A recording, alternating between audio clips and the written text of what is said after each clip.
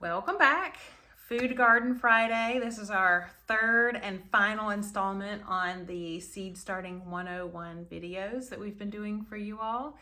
Thank you so much for watching them, and we hope learning from them as well. We know they're a little long, but we hope to be providing content for you guys that is educational and helpful. And so just a reminder, this is like a really high overview kind of thing. We really are not able to get into a lot of the details, but if you send us questions, we will certainly answer them, and we might even answer them in long form with another video if we get questions that we feel like we need to answer out here on a video. So the things that we've covered so far, just to kind of recap, the first week we talked about why you would even want to seed start. We talked about containers to use for seed starting. We talked about the medium to use for seed starting. We talked about seeds and how to find reputable seed sources. And we also talked about heat and why heat is important for seed starting. And then last week we talked about lighting, watering, and up potting. And really we could have talked at length about up potting, about exactly how to do it and all of that. And so if you are very interested in that, please let us know, and maybe we'll do a demo video about how to up pot seedlings. But this week, we're gonna finish things off talking about seedling care. So from the time you've started this little baby seed and it's germinated and you have a seedling, and then now it's grown and you've up potted it, we're gonna talk about seedling care once it's to that stage. We're also going to talk about the use of fans and why that might be important. And we're going to talk about fertilizing and hardening off. So let's get right to it. So seedling care at this stage, so I'm going to show you, this is an artichoke seedling. I started it back on January 27th. So this little guy is growing and doing very, very well. And so, at first I did all the things that we've talked about the past few weeks, but now it's at the point where it's getting some light from outside. I'll move it outside when the temperatures are nice and make sure I bring it back in before the evening, before the temperatures drop, and definitely before it got any frost on it. So that's part of seedling care, is you kind of, and it's actually part of the hardening off that we're going to talk about later too, but you just really want to keep this little seedling happy. It is moist. I'm keeping that soil moist like we talked about a couple of weeks ago. I'm making sure it's not drowning. And I like to check for, this hasn't been up potted for very long, but every now and then I like to look kind of in the bottom here to see if I see any roots coming out of the bottom, and that really tells me that this guy is happy. If I don't see roots coming out of the bottom, it could mean that things are a little too wet, and I don't even know if you can see there's some water dripping, so maybe I need to back off my watering for this guy. But anyway, so the other thing that you might want to do at this point would be using a water-soluble fertilizer. So water-soluble fertilizers are important because they are fast. And so even if the potting mix that you have used to start your seeds says that it has like a slow release fertilizer in it, and generally that's a very good thing. You want a slow release fertilizer because over time you want your plants to be fed. Well, this guy's a month old, a little over a month old. And so, it's not really in this for very long, not that kind of really long time frame where you would say, oh, that slow release fertilizer is really working in there. And so you want fast and a water soluble fertilizer. Now, it is not required to do this. If you don't feel comfortable doing that, or you say, oh, my seedling is very happy and does not need anything, then you can certainly skip this step. But a lot of seedlings really benefit, especially maybe a few weeks before this, with a little bit of a water-soluble fertilizer. And we are not endorsing this brand or saying that you need to use this brand particularly. This just happens to be one that we picked up last year for our seed sale, or our plant sale. And so this is a liquid plant food. It gets diluted a very, very little bit and goes in a watering can. And then you fill the rest of it with water, and I bottom water. We talked about watering last week, your different options. I would not use this with the spray bottle method.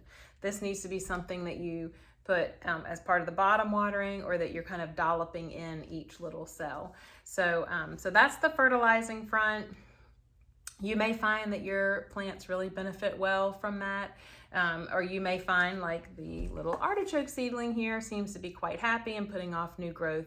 But if he stalled out, or, I started seeing that it wasn't doing very well, just remember, this is a confined space. It cannot go into the garden soil all around, like in your raised bed or out in an in-ground garden or a large grow bag, like we talked about several weeks ago about your different options for growing. But this is a very limited space, which means there's limited nutrients.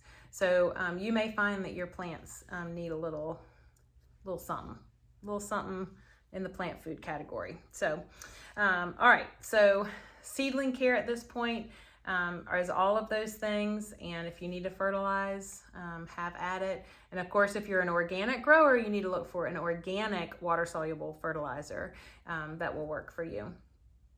So the other thing that these little seedlings are not getting, and here's a little 4-pack of tomatoes, they're not getting exposure. See, here's roots coming out of the bottom. That's a good example of that. They're not getting exposure to wind.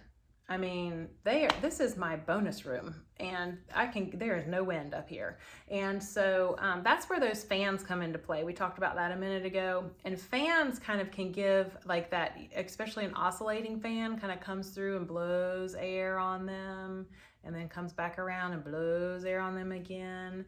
And what that does is kind of like when we go to the gym and we work out, we create better, stronger muscles. What that's doing for these guys is it's helping them to create better, stronger stems, which is very important before they head out into the garden outside.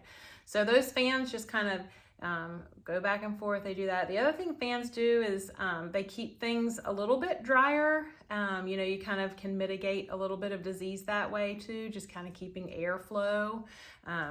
We know from outside in the garden how important airflow is, and that is true here too. So it just creates good airflow, and then it also just helps strengthen them.